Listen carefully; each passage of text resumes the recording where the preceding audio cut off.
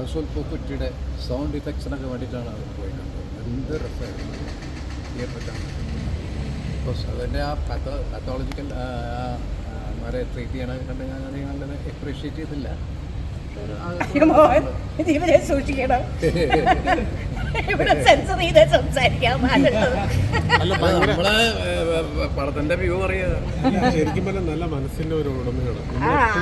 നന്നായിട്ട് സംസാരിക്കും. അല്ല സീരിയസായിട്ട് എവിടെ വെച്ച് ചോദിച്ചാലും സംസാരിച്ചുകൊണ്ടിരിക്കും. ചേച്ചിയാ വലിച്ചോണ്ട് പോണത്. എനിക്ക് പേടിയാണ്. നിങ്ങൾ രണ്ടാളും കൂടെ മനസ്സിന്റെ നല്ല മനസ്സായതുകൊണ്ട് വേറെ വളരെ ഓപ്പണായിട്ട് പറയും, ഒട്ടും ഡിപ്ലോമാറ്റിക് ആയിട്ട് അല്ലാതെ പറയാതെ. ഓരോരുത്തരുടെ ഒപ്പീനിയൻ അബൌട്ട് ദ മൂവി. എന്തുപോലെ പുതിയ വിശേഷങ്ങളോ? പുതിയ വിശേഷം എന്തൊക്കെയാണ്? മോള് മൊറീഷ്യസിൽ ഇപ്പൊ പാടിക്കൊണ്ടിരിക്കുകയായിരിക്കും. ഞങ്ങൾ രണ്ടുപേരും ഫുൾ ടൈം എനിക്ക് മോളൊരു കൊച്ചു മോളെ തന്നിട്ടുണ്ട്. അപ്പോ അവളെ അമ്മൂമ്മ കുട്ടിയാണ്. അപ്പോൾ ഇന്നിപ്പോ അപൂർവമായിട്ട് ഞാൻ രണ്ടുപേരും ഇല്ലാതിരിക്കുള്ളൂ അവിടെ ചെന്നൈയിൽ. നാളെ കാലത്ത് തന്നെ ഞങ്ങൾ തിരിച്ചു മടങ്ങും. ഞാനോ ശ്വേത ആരെങ്കിലും ഒരാൾ വേണം. രണ്ടാളെയും കാണാൻ ഒരുപോലെയാണെന്ന് സോഷ്യൽ മീഡിയയിൽ ഒരുപാട് കമന്റ്സ് വരുന്നുണ്ട്. കൊച്ചിനെയും എന്നെ കുറെ പേര് പറയുന്നുണ്ട്.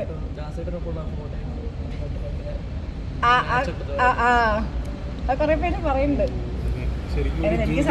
ജൂനിയർ ആണ് എന്ന് പറഞ്ഞിട്ട് ഒരുപോലെ രണ്ടാളും ഒരുപോലെ ഞങ്ങൾ വീഡിയോ കുറെ അപ്ലോഡ് ചെയ്തിട്ടുണ്ടായിരുന്നു മുന്നേ, മറ്റേ കല്യാണത്തിന്റെ ഒക്കെ വരുമ്പോൾ. അപ്പൊ കണ്ടിട്ട് എല്ലാ ആൾക്കാരും പറയുന്നത് ശരിക്കും നിങ്ങൾ രണ്ടാളും ഒരുപോലെ.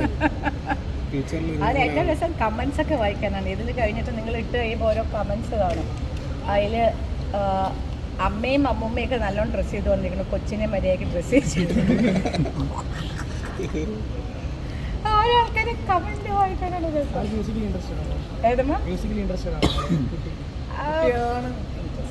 നമുക്കിപ്പോ ഒന്നും പറയാൻ പറ്റില്ല.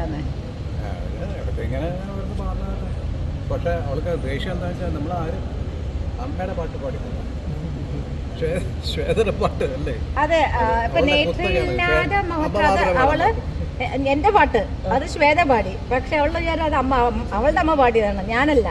ഞാൻ അവളെ കൊച്ചിനെ നോക്കണ ഒരാൾ, അത്രേ ഉള്ളൂ. അമ്മ പാട്ട് കാര്യമല്ല, അത് അമ്മമ്മയുടെ പാട്ടല്ല, അത് അമ്മയുടെ പാട്ടാണ്. നിങ്ങൾ രണ്ടാളും പാടിയ ഒരു പാട്ട് ഭയങ്കര വൈറലായിരുന്നു. ഞങ്ങൾ മൂന്നുപേരും കൂടെ ഇപ്പൊ വേണ്ട മോനെ. കൂടുകൂട്ടും തത്തമ്മേ നീ എന്റെ തേന്മാവിൽ കാവേരി തീരത്തോ കാച്ചരൂരിയോരത്തോ ആരാരോ സ്വപ്നം കണ്ടൊരു കളി വീടുണ്ടാക്കി. ഇതുപോലെ തന്നെയായിരുന്നു അതിൽ കേൾക്കാൻ. സെയും അതെ, ചേച്ചിയും കൂടെ നാലുപേര് ഈ സെയും വേഗം വാ. വരൂ വരൂ. എവിടെ പാടില്ല അങ്ങനെ. മ്യൂസിക് ഒക്കെ വേണം അല്ലേ? അല്ല മ്യൂസിക് വേണം. ഇപ്പൊ പാടാറില്ലല്ലോ, ഇപ്പൊ ഫുൾ ടൈം ജഡ്ജിങ് മാത്രമേ ഉള്ളൂ. അതെ, ഇവിടെ തന്നെ. അവിടെ കാണാനില്ല, ഒന്ന് വണ്ടി ഇവിടെ കൊണ്ടുവരും. ഞങ്ങൾ ഇവിടെ നിൽക്കണ്ട.